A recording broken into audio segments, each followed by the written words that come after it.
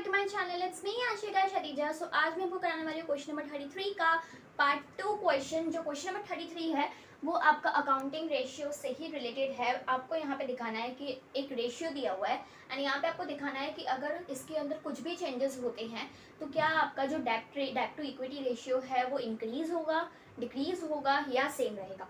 Okay, so let's start the question. यहाँ पे लिखा हुआ है debt to capital employed ratio. Debt to capital employed ratio जो दिया हुआ है वो दिया हुआ है 0.3:1।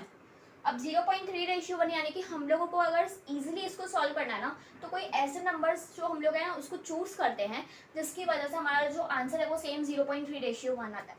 ओके, सो अगर हम लोग ले लें कैपिटल एम्प्लॉयड, अगर हम लोग ले लें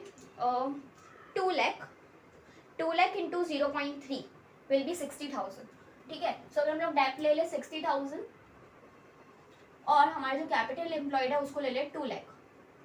सो अगर आप इसको जब सॉल्व करोगे ना आपका आंसर यही आएगा 0.3:1। ओके, सो अब हम लोगों के लिए इजी रहेगा। अगर हम लोग को कुछ भी प्लस करने के लिए बोला होगा चेंजेस के अंदर तो हम लोग प्लस कर देंगे इसमें, अगर उसमें प्लस करने को बोला होगा तो उसमें प्लस कर देंगे। सो अगर हम लोग उसको सॉल्व करने के बाद हमारा रेशियो जो है वो डिक्रीज हो रहा है तो हम लोग डिक्रीज लिख देंगे, अगर इंप्रूव हो रहा है तो इंप्रूव लिख देंगे, अगर कोई भी चेंज नहीं आ रहा है तो हम लोग सेम लिख देंगे। Okay, so let's start our first adjustment which is sale of equipments costing ₹10 lakh for ₹9 lakh. अब ये जो कैपिटल एम्प्लॉयड है उसको सॉल्व करने के लिए दो अप्रोच होता है, एक होता है एसेट्स और दूसरा होता है लाइबिलिटीज। ओके, सो अब अगर हम लोग को यहाँ पे क्या बोला है office equipment is an asset.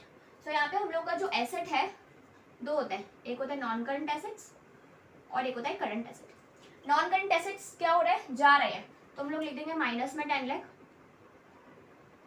और करंट एसेट्स यानी कि कैश आ रहा है तो हम लोग लिख देंगे प्लस में 9 लाख। अब जा 10 लाख का रहा है और आ खाली 9 लाख रहे हैं यानी कि 1 लाख जो है हमारा कम हो रहा होगा तो हमारा जो कैपिटल एम्प्लॉयड है उसको हम लोग 1 लाख से कम कर देते हैं। ठीक है, सो फर्स्ट एडजस्टमेंट हम लोग देख लेते हैं, कैपिटल एम्प्लॉयड हम लोग 1 लाख से कम कर देते हैं। 60 डिवाइड बाय 1 लाख, सॉल्व करते हैं इसको,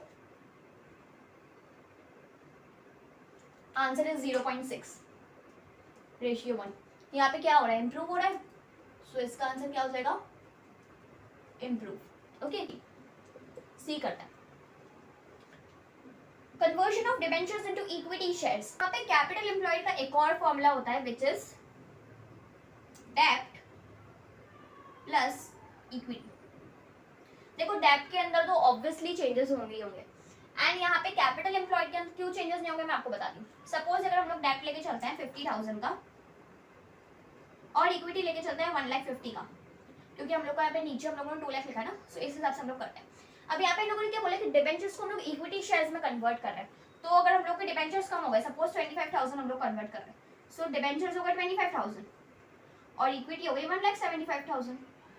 टोटल तो दोनों का सेम ही आएगा, कैपिटल एम्प्लॉयड तो सेम ही रहेगा।